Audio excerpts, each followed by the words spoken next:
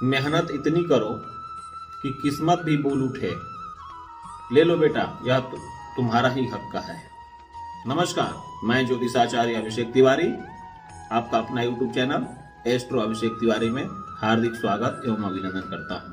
मित्रों, इस वीडियो में हम आज बात करेंगे कुंडली चक्र के इस कार्यक्रम में आज हम बात करेंगे कुंडली के अनुसार आपके इष्ट देव कौन है, जिनकी पूजा करने से आपके सारे जीवन के कष्टों का निवारण हो जाता है, जिनकी पूजा अर्चना विशेष रूप से फलदायी होती है। इसी टॉपिक पर आज हम बात करेंगे कि आपके इष्ट देव का पूजा अर्चना क्यों करनी चाहिए, आपकी इष्ट देव कौन है। तो बात करते हैं इष्ट देव की पूजा का महत्व।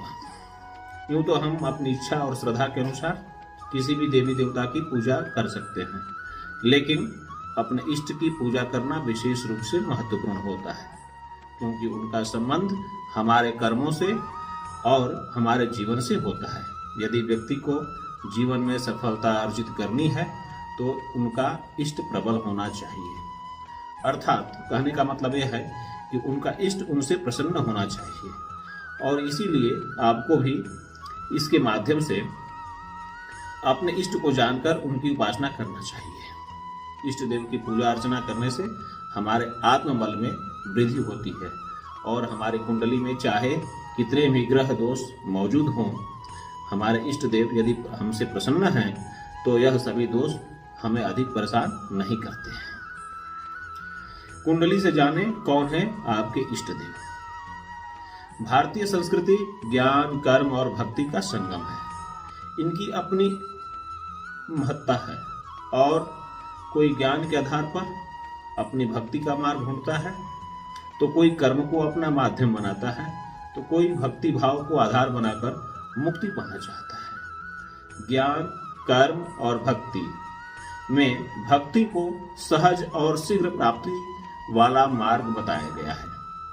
गीता में भी भगवान श्री कृष्ण ने अर्जुन को समझाते समझाते जब थक जाते हैं तो बोलते हैं, भगवान श्री कृष्ण कहते हैं, सर्वधर्मान परित्यज्य मामेकं शरणं व्रज अहम तवाम सर्व पापेभ्यो मोक्षयिष्यामि मा शुचः। अर्थात सभी धर्मों को त्याग कर एकमात्र मेरी शरण में आ जाओ, मैं तुम्हें समस्त पापों से मुक्त कर दूंगा, तुम डरो मत। इस प्रकार अपनी शरण में आए भक्त का पूरा उत्तरदायित्व भगवान अपने ऊपर ले लेते हैं और उसके समस्त पापों को क्षमा कर देते हैं। इसी प्रकार इष्ट देव को जानकर उनकी ही शरण में जाने से इस मर्तलोक में जाने अनजाने में हमारे और आपके द्वारा किए गए पाप शीघ्र ही दूर हो जाते हैं।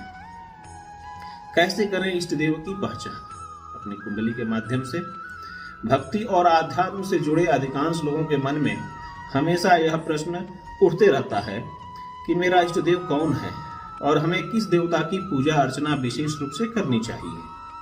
किसी भक्त के प्रिय शिव जी हैं, तो किसी के विष्णु जी हैं, तो कोई राधा कृष्ण का भक्त है, तो कोई हनुमान जी का है, और कोई सभी देवी देवताओं का एक बार स्मरण कर ही लेता है। परंतु एक उक्ति है जो हम सब जानते हैं, एक साधे सब सधे, सब साधे सब जाए। जैसा कि आपको पता है कि अपने अभिष्ट देवता की साधना तथा पूजा अर्चना करने से ही हमें शीघ्र ही मनचाहे फल की प्राप्ति होती है। आज मैं इस वीडियो के माध्यम से आपके अंतर्मन में उठने वाले सवालों का जवाब देने की कोशिश करूंगा। इष्ट देव को निर्धारित करने के क्या उपाय हैं? इष्ट देव को जानने की विधियों में भी विद्वानों में एक मत नहीं है। कुछ लोग नवम भाव और उस भाव से संबंधित राशि तथा राशि के स्वामी के आधार पर इष्ट देव का निर्धारण करते हैं। वहीं कुछ लोग पंचम भाव और उस भाव से संबंधित राशि तथा राशि के स्वामी के आधार पर इष्ट देव का निर्धारण करते हैं। कुछ विद्वान लग्न, लग्नेश तथा लग्न राशि के आधार पर इष्ट देव का निर्धारण करते हैं। त्रिकोण भाव में सर्वाधिक बली ग्रह के अनुसार भी इष्ट देव का चयन किया जाता है। महर्षि जैमिनी जैसे विद्वान के अनुसार कुंडली में आत्मा कारक ग्रह के आधार पर इष्ट देव का निर्धारण करना चाहिए। अब प्रश्न उठता है कि कुंडली में आत्मा कारक ग्रह का निर्धारण कैसे होता है। महर्षि जैमिनी के अनुसार जन्म कुंडली में स्थित 9 ग्रहों में से जो ग्रह सबसे अधिक अंश पर होता है, चाहे वह किसी भी राशि में क्यों न हो, तो वह आत्मा कारक ग्रह होता है। इष्ट देव का निर्धारण पंचम भाव के आधार पर। इष्ट देव या देवी का निर्धारण हमारे जन्म जन्मांतर के संस्कारों से होता है। ज्योतिष में जन्म कुंडली के पंचम भाव से पूर्व जन्म के संचित धर्म, कर्म, ज्ञान, बुद्धि, शिक्षा, भक्ति और इष्ट देव का बोध होता है। यही कारण है कि अधिकांश विद्वान पंचम भाव के आधार पर इष्ट देव का निर्धारण करते हैं। नवम भाव से उपासना के स्तर का, लेवल का ज्ञान होता है। कहा गया है, लग्नादात्मनि पुंग्रहे क्षितयुते पुंदेवताराधनम युग में शुक्रा निशा करे क्षितयुते स्त्री देवता मिच्छति भानौ भास्कर मुख्य मिंदुसित योग गौरी कुमारम कुजे विष्णुम चंद्रसुते गुरौ शशिधरम संन्यादि योगे अपराम।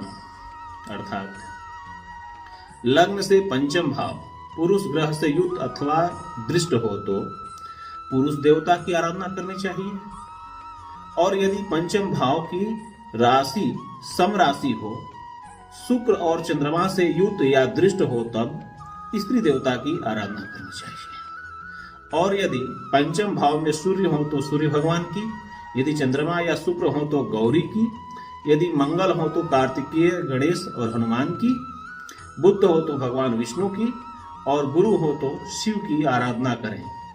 और यदि शनि आदि अन्य ग्रह हो तो अन्य देवताओं की, जैसे भैरव, काली आदि की आराधना श्रेष्ठकर होता है। पंचम भाव में स्थित ग्रह के आधार पर इष्ट देवता का चयन। अगर पंचम भाव में सूर्य ग्रह है तो आप विष्णु की या राम की आराधना करें।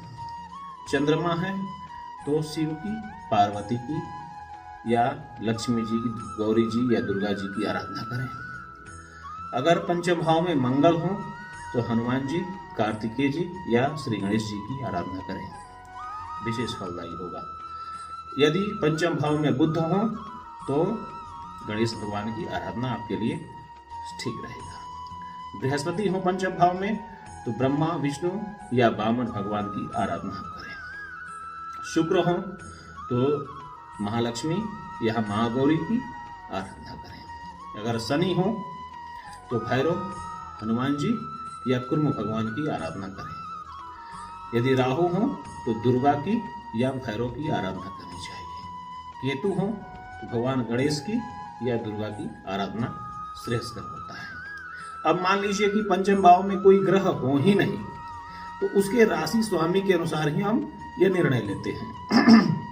अगर पंचम भाव में मेष राशि हो तो सूर्य की या भगवान विष्णु की आराधना करें, यही आपके इष्ट देव हैं। अगर पंचम भाव में वृष राशि है तो आप गणेश जी की आराधना कर सकते हैं, आपके इष्ट देव गणेश जी होंगे। यदि पंचम भाव में मिथुन राशि है तो आप सरस्वती की या महालक्ष्मी, महागौरी की आराधना कर सकते हैं। यदि पंचम भाव में कर्क राशि है तो आप श्री हनुमान जी की या कार्तिकेय जी की आराधना करें। यदि पंचम भाव में सिंह राशि है तो भगवान श्री शिव जी का आराधना करनी चाहिए। अगर पंचम भाव में कन्या राशि है तो भैरव जी, हनुमान जी या काली माता का आराधना करनी चाहिए, यही आपके इष्ट देव हैं। यदि पंचम भाव में तुला राशि है तो भैरव जी, हनुमान जी या काली जी की आराधना करनी चाहिए। वृश्चिक राशि हो तो शिव जी की आराधना करनी चाहिए। अगर आप पंचम भाव में धनु राशि हो तो श्री हनुमान जी का आराधना करनी चाहिए, यही आपकी इष्ट देव है। मकर राशि हो तो सरस्वती जी का, लक्ष्मी जी का या दुर्गा जी की आराधना आपके लिए श्रेष्ठ होगा। कुंभ राशि है तो श्री गणेश जी की, और मीन राशि है तो माँ दुर्गा की या कोई अन्य देवी की आराधना आपके लिए श्रेष्ठ होगा। उपयुक्त विधि के आधार पर अपने इष्ट देव का चयन करने के बाद आपको निर्धारित देवी देवता की पूजा अर्चना करनी चाहिए और अपने अंदर की ऊर्जा को जागृत कर स्वयं तथा समाज का कल्याण करना चाहिए। अब बात करते हैं, वास्तव में इष्ट देव की शक्तियां हमारे अंतर में विराजमान होती हैं। हमें केवल उनको पहचानना होता है और उसके लिए उनकी पूजा करने से हमारा संबंध उनसे जुड़ जाता है। ऐसा करने से हमें अपने इष्ट की कृपा मिलती है और जीवन में सफलता की ऊंचाइयां प्राप्त होने की संभावनाएं बढ़ जाती हैं। अब प्रश्न यह उठता है कि जिस व्यक्ति को अपनी जन्म कुंडली के बारे में पता ना हो तो उसे अपने इष्ट देवता की पहचान कैसे करनी चाहिए। इसका एक सीधा सा जवाब यह है कि आपका इष्ट आपके अंदर ही मौजूद है। आवश्यकता है तो उसे पुकारने की।